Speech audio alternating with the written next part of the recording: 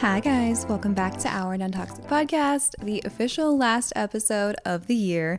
This is something that I didn't quite realize, obvious as it may be, until I was doing my little devotional and Bible study this morning. And full transparency, I was doing it with like an attitude. I was talking to Jesus aggressively, and it wasn't at him necessarily. It was just the circumstances in general. So the last week of the year for some is a confusing time because we don't know what we're supposed to be doing. We don't know where we're supposed to be directing our energy, our focus.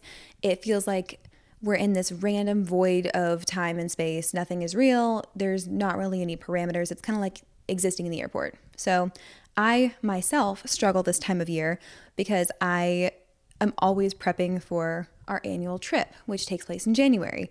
And that's a great problem to have. I want to start by saying that there's no part of me that is unhappy about this. There's no part of me that's complaining, but this is always like crunch time for me because this time of year, I'm trying to get all of my work done to allow me to enjoy myself on this trip. And there's a lot of it to be done and not a lot of my mental fortitude to do it. So we're fresh off the holidays. You heard me in the last episode. It's chaotic. We're here, there, and everywhere. Then this week in particular is always a little bit of a mad dash because I'm going to be gone longer this year than I have in years past. I won't be back until late January, which is a great thing. It's better than usual. However, whenever I'm thinking about all that needs to get done before I leave, I do get a tad overwhelmed. So I've broken this down. I should have even brought this over to show you. I could, I guess. It's simply over there on the coffee table, but I don't want to get up because I have everything aligned just how it needs to, and that took some time. I have a physical paper to-do list right now, which I don't ever do anymore. I finally have graduated to the Notes app on my computer because I always have that with me anyways, and if not, I have my phone. Most of the time I have both of them open and operating at the same time, but I usually use an ongoing to-do list on my phone. I have Monday, Tuesday, Wednesday, Thursday, Friday, all spread out. I put bulleted things that I have to do. I just move it down the line. I'll put little notes for each day if I need to remember to do something on Thursday. It's how my brain works. It's been totally fine. It's not fancy. It's not aesthetic. It's just functional. When I get too overwhelmed by the number of things I have to do, I need to make lists and I need to color code them and I need to write them down many times to commit them to memory to feel like I know what needs to be done and like I'm not forgetting something. So I have let me just grab it for you.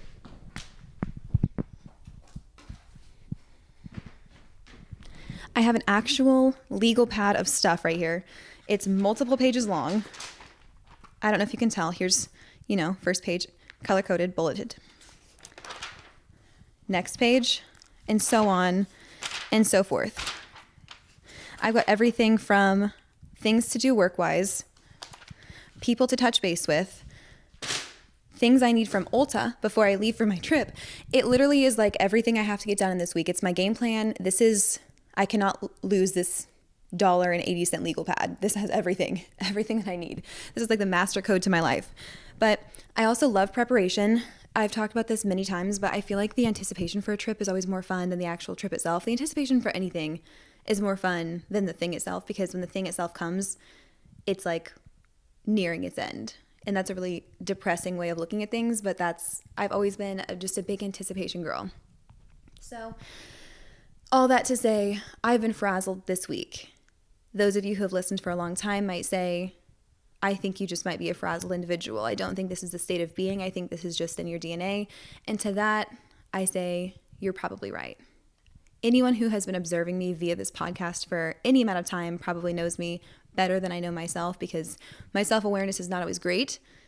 And I also have no idea what I say on these episodes. I'm just as surprised as you are to hear what comes out of my mouth. And if you ask me a follow-up question about anything I've said on this episode or any in the past, I probably won't be able to elaborate because I just get into the zone. I start rambling. I'm talking to you guys, my besties, and I never really understood when creators would say, you guys are my best friends about their audience because I'm like, you don't even know who you're talking about. Like, it doesn't make any sense. But even with this small little platform that I have, I feel like I understand it because the conversations that I've been able to have with people through this podcast, it's just been so fulfilling. And I genuinely feel like whenever I'm coming on here, I'm talking to people that know me, that understand what's going on. So all that to say, hey besties, let's get into the report. I'm probably going to come back to my scattered mental state shortly, but for now, let's take a sip of our almost empty latte and continue. Okay, reading. I need a new series. This episode will come out in 2 days' time. Today is currently the last day of the year. So I'm leaving on Sunday. I'm wanting a new series that's fun, lighthearted. I don't think I want fantasy. I think I want something that's just like a good beach read. I know there's actually a book called Beach Read that's highly recommended, so I might take that with me via the Kindle, which I finally have, which is a great gift because last year when I went on vacation, I brought three books and my suitcase was overweight 9 pounds. I had to put them in my brother-in-law's suitcase.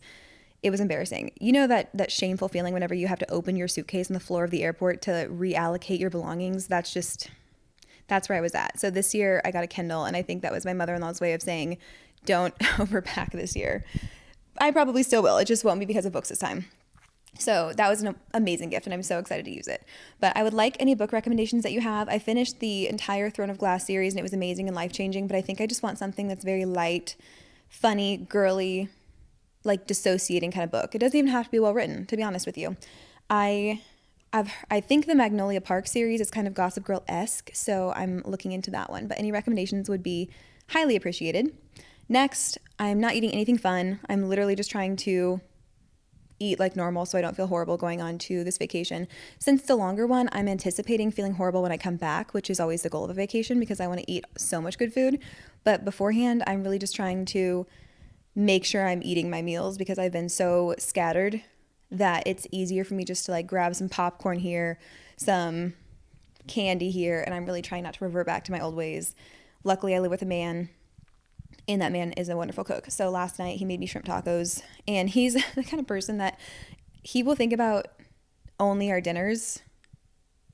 I think that's actually all he thinks about. I'm being facetious. Of course, he thinks about other things. But for example, we were laying in bed on Sunday evening. We had just finished the Gossip Girl finale. More on that later. It's about 1 a.m, and he's like, "What do you want for dinner tomorrow?" I said, "Why are you asking me that?" He was like, "Well, what do you want for dinner tomorrow? I just need to think about it." And I was like, "I don't know. It's midnight. I came from a girls' Christmas event where I had so many sugar cookies that I really am about to turn into one. And you're asking me what I want for dinner over 15 hours from now." So then I just said shrimp tacos because it was the first thing that came to mind. Cut to last night, and he made the most delicious shrimp tacos I've ever had in my entire life. I don't think I've ever craved shrimp tacos, but after eating what he had prepared, I think that this will now be something that I want on a weekly basis. So hopefully he enjoyed making them because now he has to fulfill that obligation to me forevermore. What was I even talking about? Oh yeah, what I'm eating. Nothing fun except for what my husband prepares for me. Okay, next. Playing Gossip Girl. I just finished my Gossip Girl rewatch, and this was unintentional. I always watch the Thanksgiving episodes. It's like a cultural thing. You have to rewatch the Gossip Girl Thanksgiving episodes. Everyone knows this. Except for this year, I didn't stop. So I watched the first Thanksgiving episode, which I think is in season 1, and I just continued and watched the entire show. So I have so many thoughts. I actually thought about doing an entire Gossip Girl analysis video with my thoughts now rewatching it as a grown-up, but then I thought that's a pretty niche audience as for who would make that. Maybe I'll just do like a mini episode and release it. Maybe I won't. It doesn't matter. I just have so many thoughts about Gossip Girl. I love it so much. And it's just like it's a fun background watch. I've had it on whenever I'm working. I have it on my little iPad whenever I'm getting ready. It's wonderful. I love it. I like to pretend that there's some alternate universe where I'm also an Upper East Side rich kid. That's not this universe, but who knows what else could possibly be out there existing in the multiverse. So Austin has watched it with me on and off because I play it sometimes before I go to bed. I'm big on my gua sha routine right now, and I do like to have something on the TV so I'm not like scrolling my dirty phone and doing my skincare. So he'll just pick up a few things here and there, and I feel like everyone's man/parent does this whenever you're watching a show where they act like it's just trash TV, and then they start to linger in the room when you're watching it, and then they ask you follow-up questions, and they're like, "Wait, what happened to Nate and Serena?" So Austin has slowly gotten involved, and I haven't wanted to spook him. So I just answer his questions, and then he just gets more involved in the plot line because it's a cinematic masterpiece. So finally, I was down to 2 episodes left of the entire show, and I was like, listen, I'm going to watch 1 episode while I'm doing my gua sha. We have 1 episode left. We might as well just stay up and watch it. Time isn't real right now anyways. So we stayed up until like 1 a.m. watching it, and I think it was worth it. But Gossip Girl, always great. Next, I'm obsessing over tea.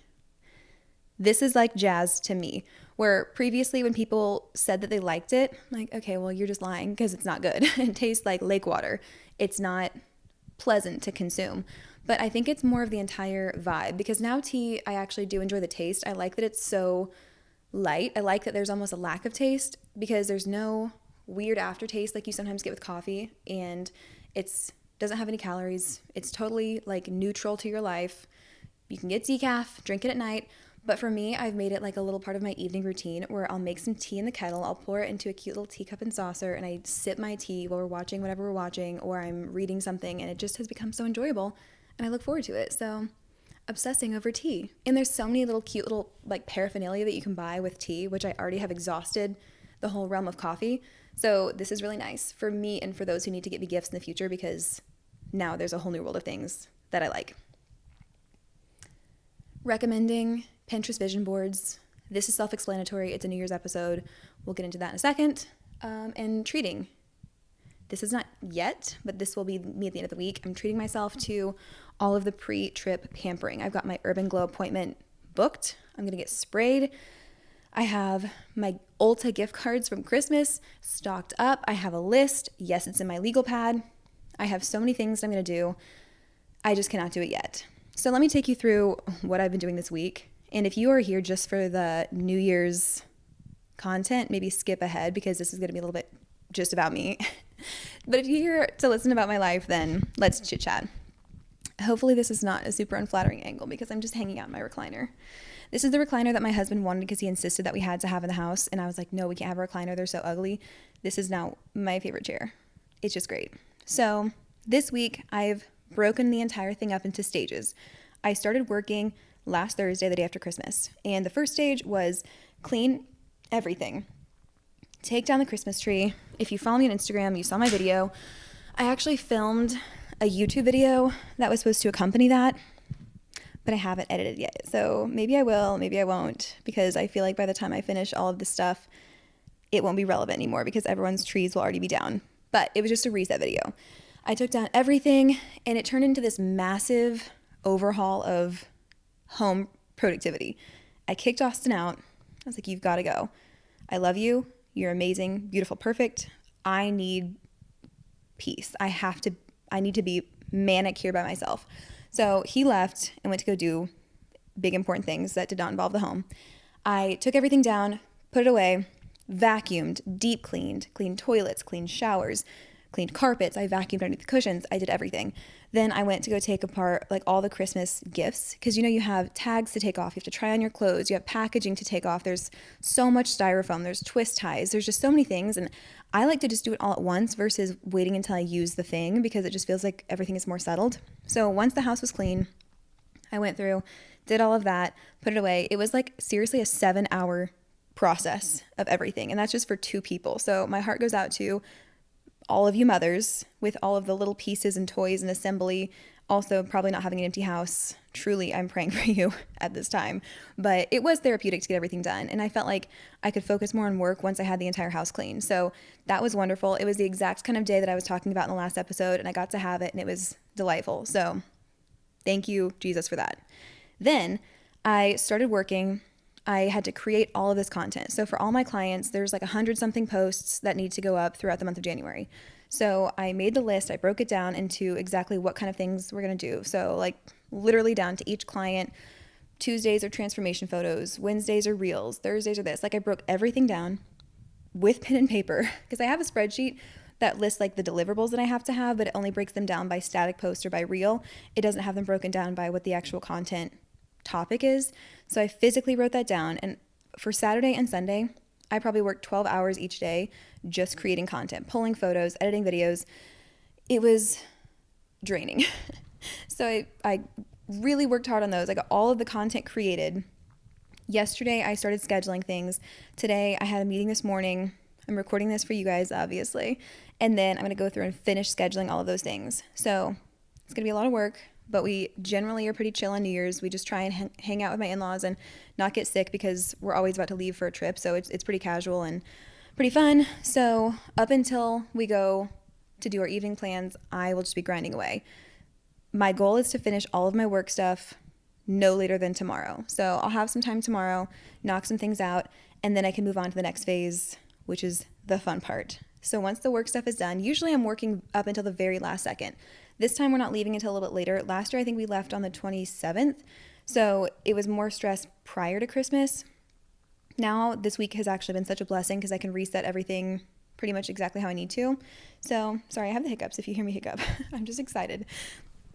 But I will finish everything up, and I haven't really let myself think about all the fun parts because I need to focus on work. And I've switched my YouTube ambient music to like a Hawaiian scene so I can think about why I'm doing this and why I need to lock in and focus. So once I finish this stuff, I'll move on to pre-packing, which is like hanging all my outfits up, starting to think about those things. I'm going to get my nails filled.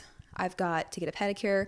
Austin's coming with me. I've got 2 black toenails. His toenails are literally probably classified as a weapon. They are so thick. They are so jagged. I don't even know what happens. It's like the inside of his shoes are little blacksmiths and they're just crafting medieval swords on his toes. I've almost gotten stitches so many times because he's accidentally grazed me in the night and his lances for toenails are just slicing me open. So that will be good for everyone. I also don't want to subject the Hawaiian people to the sight of his feet without them being properly cleaned first. So we've got all our appointments scheduled. Now that I'm a box dye girl, I don't have to make another appointment, but I do kind of want to touch up my hair. You probably can't even tell it right now, but around my face, there are little pieces where the blonde is kind of growing back in. And I thought my hair was so dark when it was blonde because the roots would grow in dark.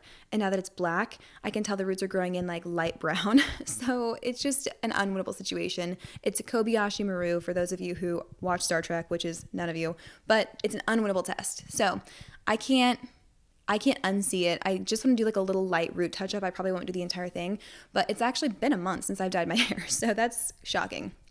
The passage of time never ceases to amaze me, but I've got all of that laid out. It'll be so great. And then the final thing is the spray tan. Saturday, we leave Sunday. It just does not get better. Luckily, we're not leaving until a little later in the day on Sunday, so I have some extra time to pack. It's not like I have to get up right away and rush to the airport, but there's just a lot of things moving. And I think because we're going to be gone for so long, I'm not only stressed about like the bare minimum, like how do I pack for being gone for 2.5 weeks? Because obviously that's a lot to pack for, a lot of situations to think about, but just making sure that all my bases are covered for work, my clients are happy, the deliverables are met, so I can fully unplug. This is the first vacation of this length that I've ever taken. I also am not bringing my computer. I'm really trying hard not to work. Last time we went to Hawaii, I had just brought on a bunch of new clients, so I did not have the luxury of not working because I was so excited about these new clients. It really didn't matter. And the time difference was good because I could wake up at like 4 a.m. and it felt like 8 a.m. So I could do a couple hours of work before our day even started. And it was no big deal. But this time I really am just trying to enjoy the time and not think about work whatsoever. And that's enough motivation for me. So this has been really fun. I just have felt like I'm so scattered trying to get everything done and also be present and see my family before we leave because I will miss them a great deal. So that's where I've been, just hanging on. But let's talk about the fun part. Goals, resolutions, the new year, new me. I love new beginnings. I love Mondays. I love new months. I love new years. I love new Pinterest boards. I love goals. Like this is very, very bread and butter to me. I love lists. So all of this is very happy.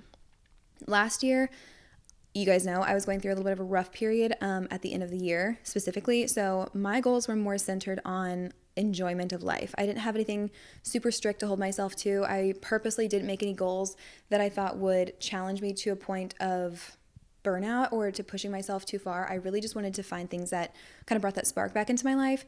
And I think that was exactly what I needed. So I focused last year on fun resolutions only. I said things like watch more movies, try some new candies, pick up a hobby or two, just fun things. Like they weren't necessarily traditional goals and that they weren't centered on productivity or kind of worldly views of what the resolution should be, which are typically financial, health or fitness, things of that nature, they were just fun. And I accomplished them and they were great.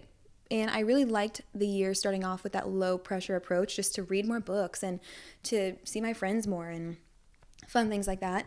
So if you're in a situation right now where you feel like you've just been getting the crap kicked out of you by life, you're using my analogy where you're just like holding on to the bumper, just being dragged behind the car that is your existence, set some fun resolutions. Just do some silly ones. They don't have to be super strict. They don't have to be like award-winning Forbes list goals.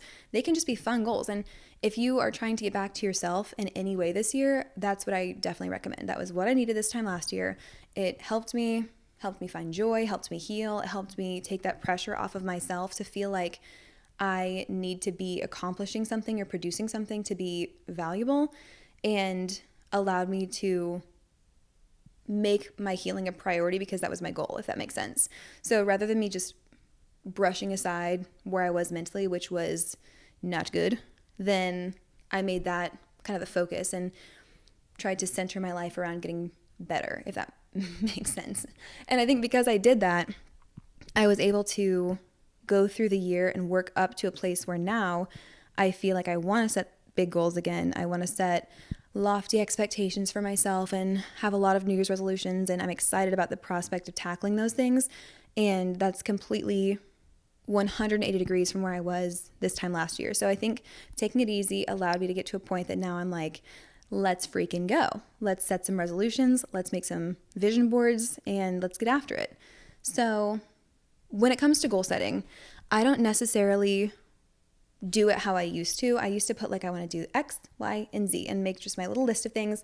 Now I have kind of a different approach. So it's more based on what do I want my life to be like? What do I want to cultivate around me? And I think part of that is maturity. I know that there are so many things that just come out of left field at all times. You can never really predict what the year is going to hold.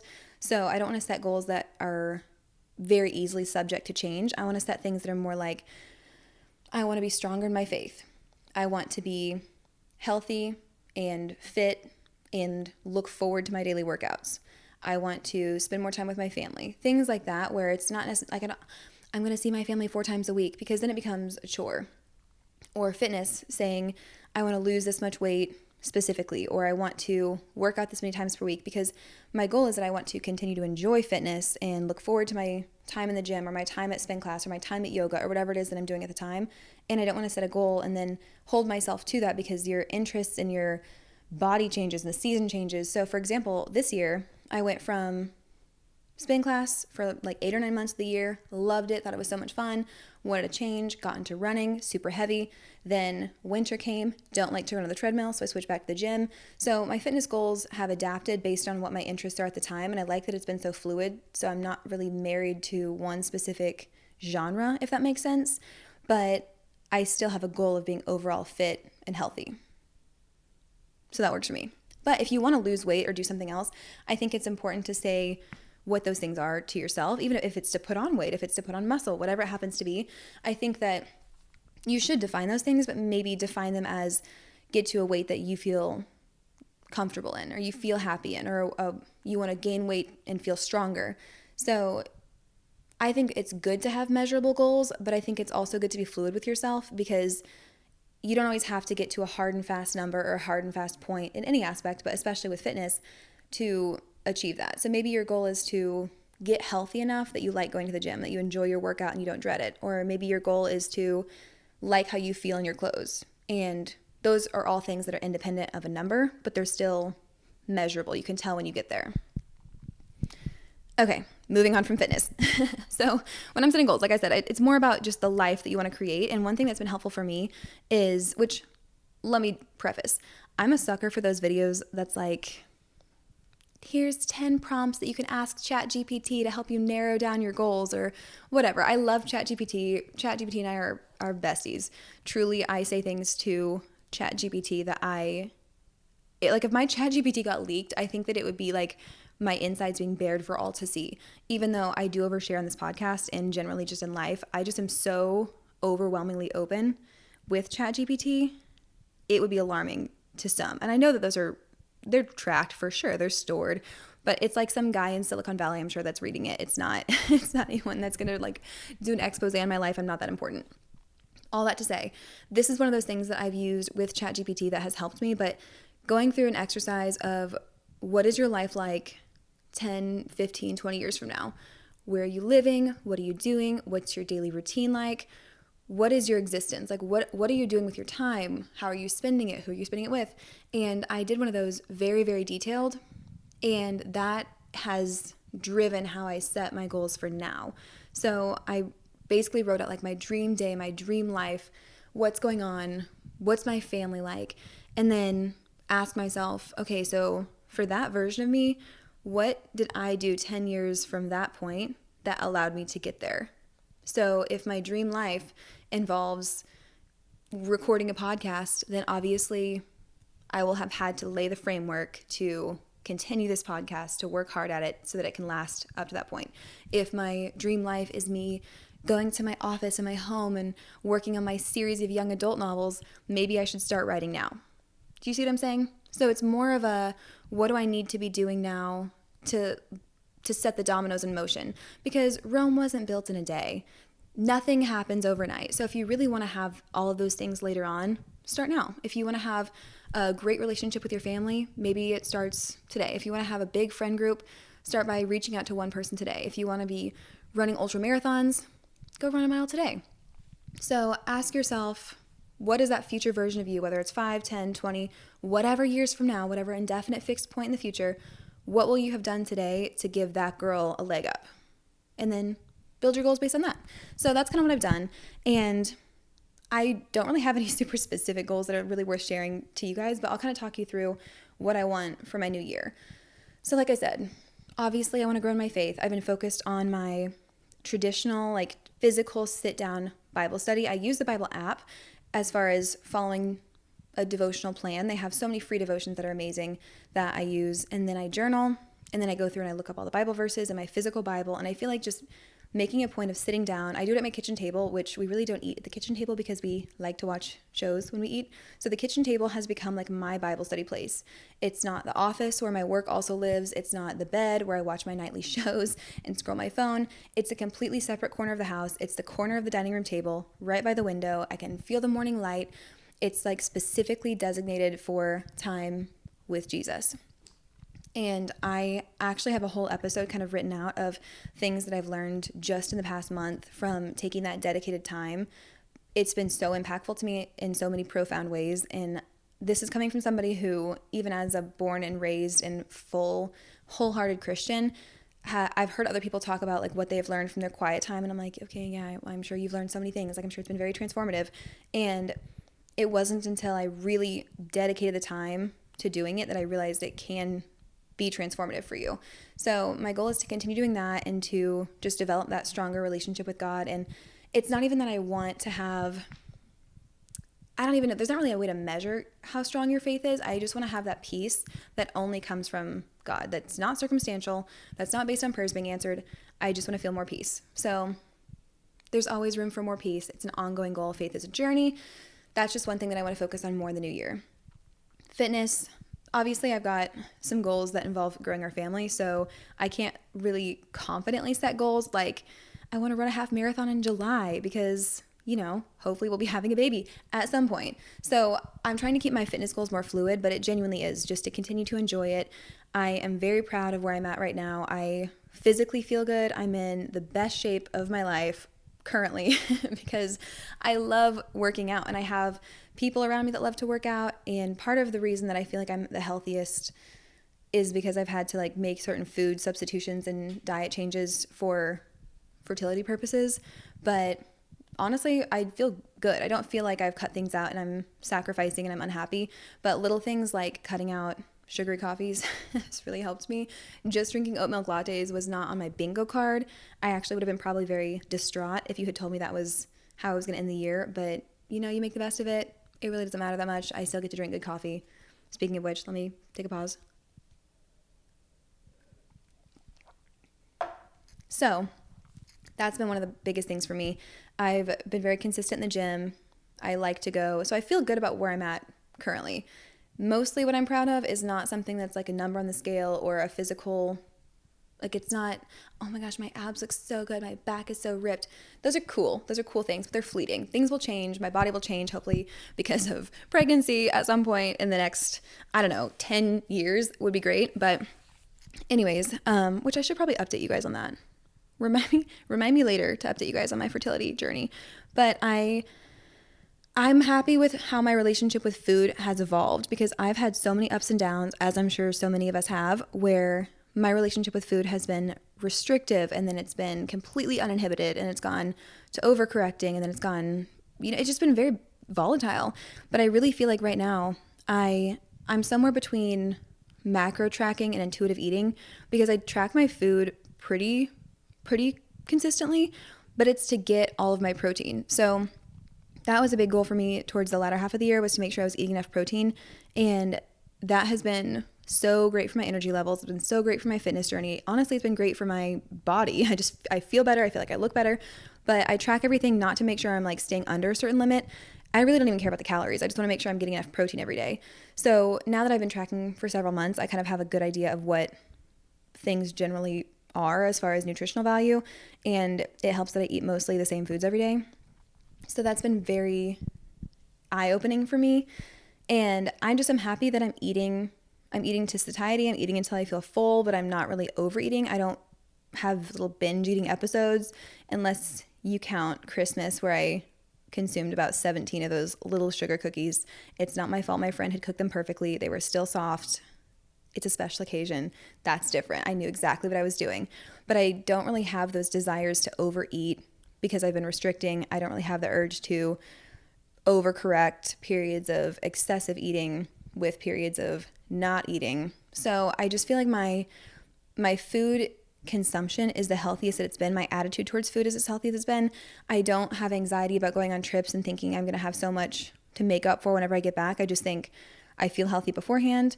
I'm going to go enjoy myself, have a wonderful time, have amazing meals, try new things, come back, everything levels out in the end. And I think part of that is trying to eat to fuel myself and not just trying to eat, but it all kind of informs the cycle. So whenever I'm working hard in the gym, you just crave food that makes you feel better so you can work harder in the gym, so you can have that endorphin rush, and then afterwards you kind of want a healthier meal. Like it's cyclical. So I'm just happy with how I feel, because I'm not going to turn down a crumble cookie, a Hertz donut, some Nerds clusters. I won't turn those things down. I'll eat them whenever I want them, but I also don't feel like food kind of rules my life, which is a weird thing to say, but I think a lot of people will relate to that, and I'm sad about it because that probably means they've struggled at some point. But I want to continue on that whole train of just healthy, mindful fitness and eating. That's my main goal. I would like to run a half marathon. I feel like I got really close, like within striking distance this year, but the weather just got it got to the point that it wasn't really pleasant anymore. And I had just gotten the urge to start running longer distances again, right as kind of winter was approaching. And it didn't work out. So I think that now that I've been so close, I got myself up to like the comfortable 10-mile run range. Now I feel extra confident in knowing that I can get back to that point and then take it one step further into a half marathon. So that would be nice to cross off the list, because I've been tossing her around for about 2 or 3 years. You probably know. You're like, girl, do it or stop talking about it. So we'll do it probably this year. Maybe we can do like a little listeners run club or something. Don't hold me to that. I'm not great with weekly commitments, except for the podcast.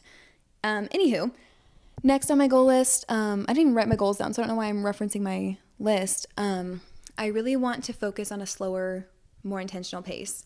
And this has been something I've already implemented towards kind of the end of the year, but I want to be focused on single tasking, like doing one thing at a time and being fully present in that thing, versus that constant feeling of being scattered and like kind of texting here, simmering something here. That's a bad example because I don't cook, but you know what I mean? Like always being doing something, you're changing, you're doing this, you're making a snack. And I want to be more present in everything that I'm doing and not think about the following thing. So I've been trying to implement single tasking now. And one thing that's helped me is, well, let me talk about another thing first. I also want to take the time in 2025.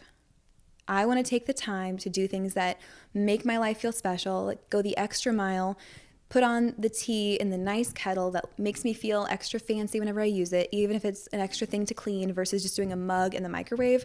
But for me, the difference between doing a little mug, a tea bag, the microwave, whatever, drinking my tea, that's great. But instead, I'll get my kettle out, I'll put it on to boil, I'll sit, wait for it to boil, pour it into a little teacup with a saucer. I feel so cute, so dainty whenever I'm drinking it. I'll go sit by the fire. I've been wearing actual matching pajama sets, which I do wear from home, so that's nice because I can wear them all day.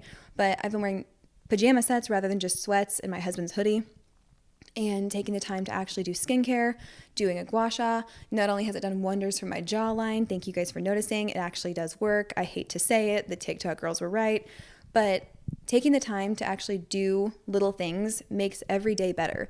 And I think for so long I was just rushing through every day and thinking, if I want a tea, I'll just make a quick tea. And everything was means to an end. Everything was trying to pass the baton to the next stage of my life, the next task, the next thing on my to-do list.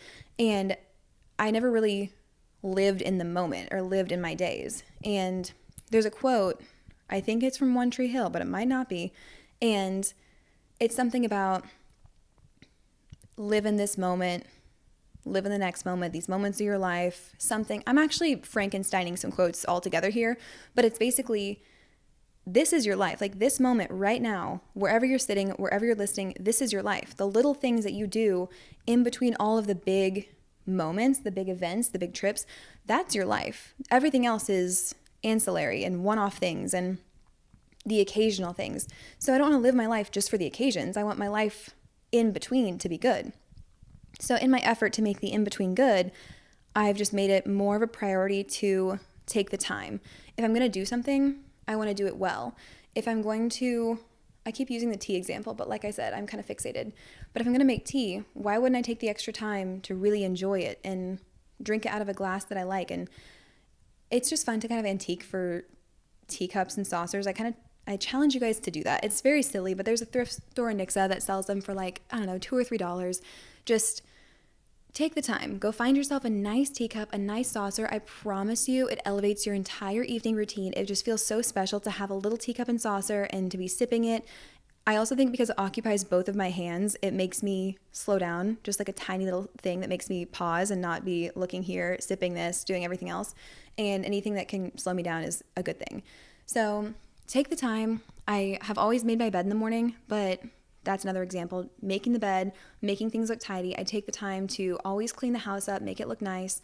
When I'm working from home, I light the candles, I put the bathroom lamp on, I open the curtains, I take the time to make the room look nice, smell nice, and I just want every moment to be enjoyable. So if I have to get ready every day, I want my makeup vanity, the whole setting, to be something that I enjoy sitting at, whether it's watching Gossip Girl on the iPad, lighting a little candle, whatever it happens to be, I'm taking the time. So one thing that's helped me focus on that is thinking about almost like playing different characters throughout the day, because I'll do this thing where I get super motivated in the morning. My ADHD medication is kicking in. I'm drinking a coffee. I'm sitting down. It's 9 a.m. Nothing has hindered me thus far during the day. The laundry's going. I'm feeling great. I'm spitballing ideas. I'm texting people. I'm starting new businesses. I'm drafting for things that I shouldn't be drafting. I'm sending emails to the Secretary of State. I'm doing all these things. And then by 9 p.m., I have this existential dread. I'm like, what all did I commit to? What do I have to do tomorrow? My to-do list is so long. I am so tired. I can't do all of these things. And it's like two different people. So rather than having this cycle of like not feeling like I can represent the interests of the morning come the evening, I just started thinking about kind of wearing different hats throughout the day. So in the morning, I'm high energy, I'm motivated, I move quickly, I like lists, I like productivity, I like lots of things happening, I like to say yes to things, I like to talk to people, I feel very social. I like to work out in the afternoon. I'm also high energy, I'm antsy, I want to get out of the house, I want to move, I feel strong. And by the evening, I feel slower, I feel calm, I feel like I want to rest and hunker down. So I've tried to focus on asking myself, like, what hat am I wearing right now? And if it's my busy work hat, great, lean into that. I feel amazing. I feel slightly manic. That's how I like things to be. Then focusing on really embodying that state, making big to-do lists, making big goals, focusing on those things, signing myself up for things that I probably will regret later in the evening, and focusing on those things versus in the afternoon when I'm at the gym, I'm putting my phone on D&D. I'm not thinking about work stuff. It's not that time. I can't focus at that point because I've burnt out all my focus in the morning, and I just need to focus on physically getting my energy out. I'm going to have a good workout. I'm going to think about those things. I'm going to turn my brain off to everything on the outside because this is all that's required of me right now. I can't answer an email right now if I wanted to. People in the gym will get mad at me. My computer's not here. I can't reference certain things. So why would I spend my mental energy trying to focus on that if I can't even do anything about it anyways? I'll be back home later if there's an emergency, but I'm focusing on this. Then by the evening, after dinner, everything else, I'm not going to burden myself with the to-do list of tomorrow. I'm not going to think about all the things that I have to do and let myself start to dread it because I don't have to do it right now anyways. No one that I would be corresponding with is on their computer. All I need to do right now is relax, enjoy time with my husband, slow my brain down, maybe focus on my crocheting project, make a couple more squares, do my skincare, do my gua sha routine with an episode of something playing in the background, and just do that. So asking myself, what hat am I wearing? What's demanded of me right now? And embodying only that thing versus trying to be the same version of myself every hour of the 24-hour clock, then just trying to think about what do I need to be right now? What am I doing right now? What's my focus? And it seems so obvious also. I feel like I'm giving you guys a revelation that you're probably like, okay, well, that's just common sense. I don't really know why you have to come up with a whole thing about it. But I think for me, it's helped me to compartmentalize and give myself permission to be relaxed whenever I need to be relaxed, and permission to really be overly motivated without the fear of like, well, what if I don't feel the same way later? That's okay, because you'll feel the same way probably again tomorrow. So you can be extra motivated, pick up where you left off, and then continue. So in the morning, I move my work needle a little bit further ahead. In the afternoons, I move my fitness needle a little bit further ahead. In the evenings, I move my relaxation, relationship, self-care needle a little bit forward. So making little incremental steps forward, it just helps. It helps you move the big process forward, okay? I hope that made sense because I feel like I got a little bit rambly there, but such is life. Okay, next, let's talk about how I structure my year. Now, I don't want to brag, but I feel like I really have the ideal structure of the new year perfected. So I don't like the whole concept of starting January 1st, hit the ground running, the gym is packed, here's what you do, we're getting a good start, don't miss a day. I don't like that. I've never liked that. I think that it's great to have a fresh start, but I think it's unrealistic to expect yourself to just go balls to the wall, 0 to 100, all at once, especially because January is still the winter months. Like it's still, that wasn't grammatically correct, but January is still the peak of winter, so it's only going to get colder from here. It's not going to be like, okay, now we're in the spring, we're in the uphill slide, whatever else. I know the days are getting longer technically, but we still have a long road to go to before we really get into revitalization season. So it's just not realistic to expect yourself to jump into something and to feel like your summer self in the middle of the dark, cold winter. So here's how I stagger things to set myself up for success and give myself realistic goals without really saying, okay, I'm going to start tomorrow and here's exactly how things are going to go. And I'm going to continue this way for the entire year. So I have stages for these things. What you're going to do, also because January is the beginning, we treat it as though you have to have all of your goals done, your vision board done, everything listed out, and have everything ready to start on January 1st. But I think we forget, we just finished the holiday season. We just got through Christmas. It's a crazy time. And from October to now, it's felt like a snap. At least for me. I assume for many of you as well.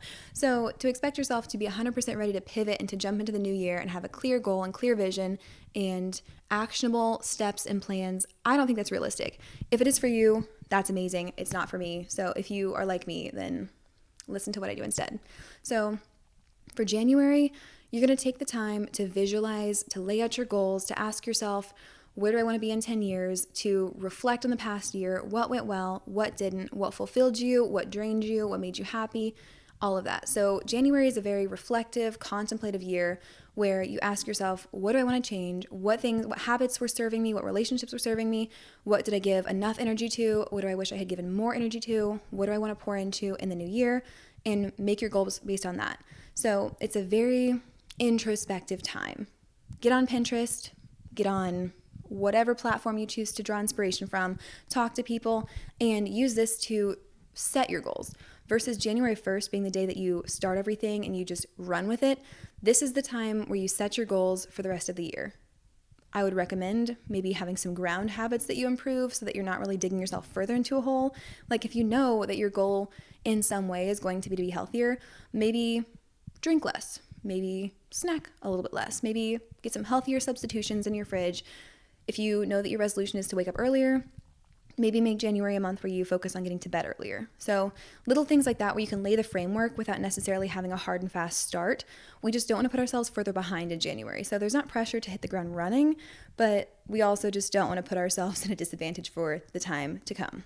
So once you have your goals done, you have everything kind of listed out, actionable steps, broad goals, maybe some more specific milestones, then February and March is whenever you start on them. So give yourself time to plan in January, and if one of your goals, let's say, is to get into running, then you researched, you got the shoes, you got yourself set up.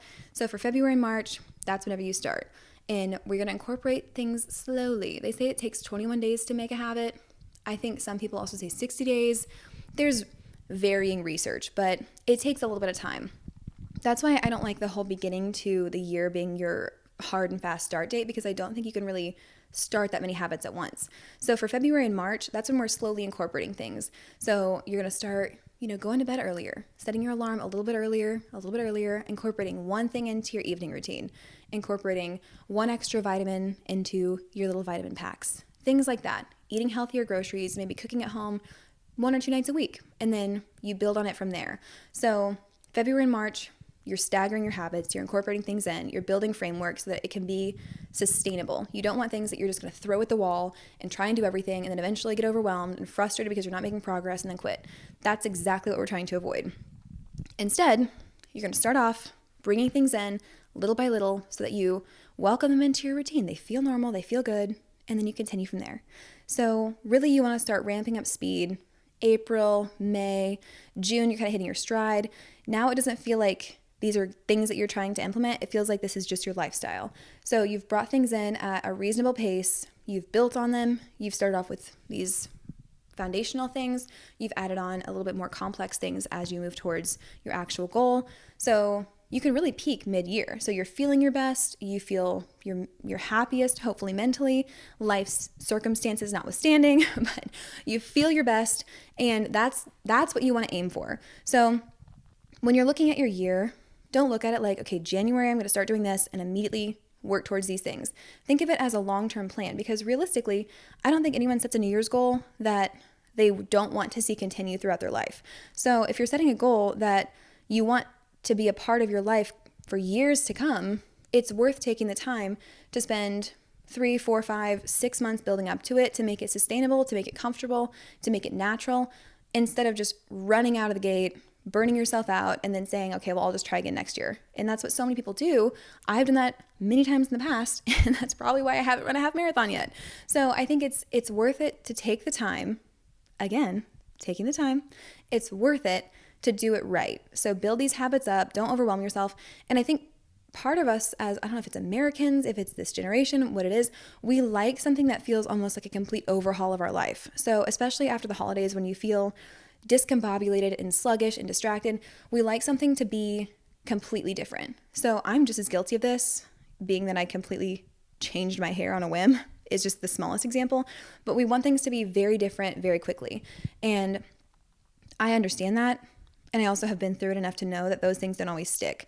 So if you want something to be good and different indefinitely, it doesn't start off with a complete night and day transition. It starts off with little steps. So give yourself incremental steps, and then you'll have this new lifestyle, hopefully sustainable for the latter half of the year. Then come next holiday season, you can find ways to modify your habits to enjoy the holiday season, to deal with the chaos, the holidays, the schedules, the obligations, everything else, and you won't fall apart during that time, because this is a new lifestyle. So you'll almost be able to ride that wave into the holidays. It'll still be sustainable. You'll look forward to your workouts. You'll look forward to your Bible study time. You'll look forward to your family time, whatever it happens to be, because you've built those things into your life and they're not just something that you're trying to check off of your to-do list. Because when something is a lifestyle versus an item on your to-do list, you look forward to it. You don't think about whether or not you can fit it in. You just do it. It's just part of your day. It's part of your life. You just do it and you move forward. Versus if it's just a to-do list thing, it's easier to cancel. It's easier to reschedule, to bail on, to cancel on yourself. And that's not what we're looking for. We're looking for sustainable long-term goals, long-term life changes in 2025. That's wild to say. 2025 is tomorrow. By the time you listen to it, it will be probably January 2nd if you listen on the day that comes out. That's crazy town, guys. Okay, and let's talk about a few ways to stick to your goals.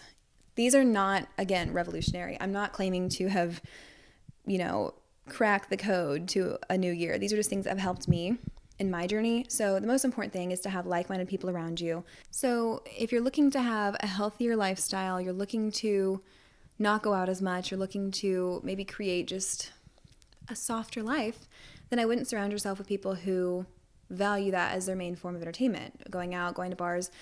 If you want to go out more, if that's your resolution, maybe surround yourself with people who do like to do that. So no judgment as to what your goals are for the new year. We're all in different stages and we're all, working towards different things. But I think that that's the most important thing that has helped me this year is finding people that are in the same stage of life as me, people that value their marriage, people that value their business, people that value their physical health, mental health, their spiritual health, things like that.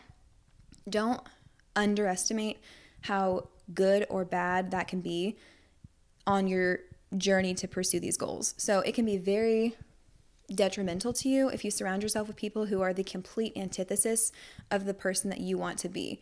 So they say that you're the sum of the 5 people you spend the most time with. If you were to audit that, are you proud of the sum of the 5 people you spend the most time with? Because that's kind of the direction that you're headed. And they say that, show me your closest friends and I'll show you the direction of your life, things like that. There's a million different parent phrases that you can use in this situation, but I think that it's just important to kind of audit who you spend the most time with and decide, are they putting good habits into my life? Are they giving me good advice? Are they pursuing positive things in their own life? Would I be proud to switch lives with them? Would I be proud to be more like them?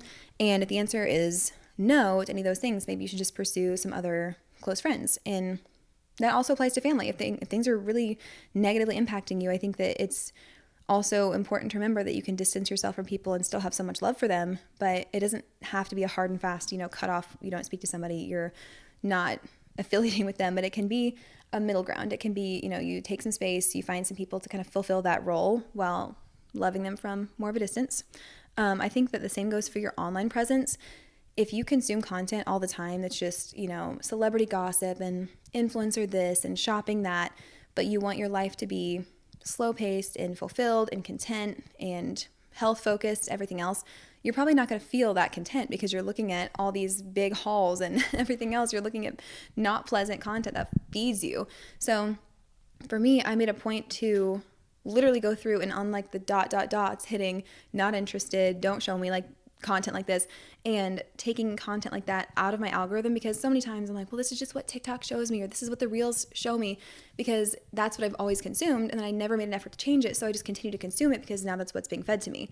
So I went through and really tried to recalibrate all my algorithms so that they show me gym content, and they show me healthy recipes, and they show me aesthetic little coffee videos and slow life things and clean house and organizational tips and things that make me happy, things that aren't feeding me with just nonsense, if that makes sense. Because we do spend a lot more time than we probably realize on our phones, and whenever you constantly consume something, it shapes how you see the world. So for me, I want to see the world as like a happy, calm, enriching place, and I'm not going to get that if I'm watching what Tana Mojo does all the time. I do love Tana so much, but I need to see something calm and soothing for the time being. And that's just an example.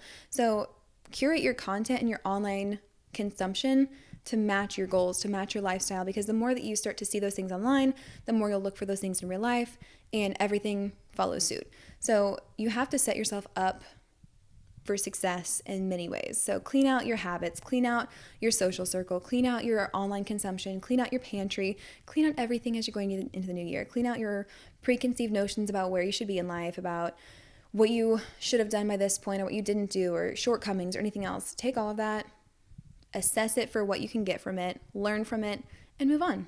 There's only so much you can do. We live here in this moment in time. This is what we have. This is what we can work with. It's a blessing to have a new year here to set goals and to work towards it. So I think it just comes down to, what do you want your life to be like? Because you're the only person with the power to change it. And, I can't control everything in my life. I can't script it exactly how I want it, because if I could, I would wear probably a superhero cape most days and no one would think twice about it. But I can control what the day-to-day is like. I can't control the big picture, the plan.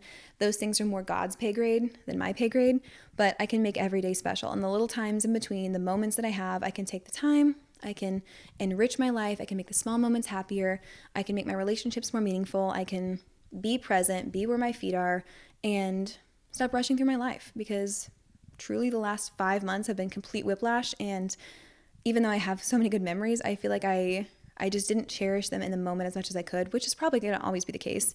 Everything is better in retrospect, whenever you realize that you can't get it back. But I think that that's one of my main goals, is just to realize that this time is not promised. It's fleeting, and it's only up to me to make it special, to appreciate what I have, and so on. So those are my goals for this year. I really just want to have a nice time. I hope nobody minds. I hope you guys have a nice time as well. I would love to hear your goals. I have an episode coming out next week, because of course I'm batching all of these before I leave for vacation. So I'm going to talk about everything that's helped me through this quote winter arc, because that's like a gym term, but I think everyone uses it just kind of across the board right now anyways. But it's basically whenever you take a step back in the winter and you really hunker down, focus on your goals, do a bunch of self-improvement, and try and finish the year strong. So like a pre-New Year's resolution phase. And there's been a lot of things that have helped me, that have worked for me. So next week is going to be a really fun episode about tips and tricks, self-care, healthy eating, gym stuff, just how to really feel your best. So this episode is more just center yourself, be happy, make sustainable habits. And next week's episode is going to be how to get your jawline snatched, how to make your abs pop, how to make your hair grow faster, things that are really superficial, but also we all like to know them. So stay tuned for that. Thank you guys so much for listening. I hope you guys have the best New Year's, have all mountains, no valleys. I can't wait to talk to you again. I love you so much. Thank you for listening. Bye.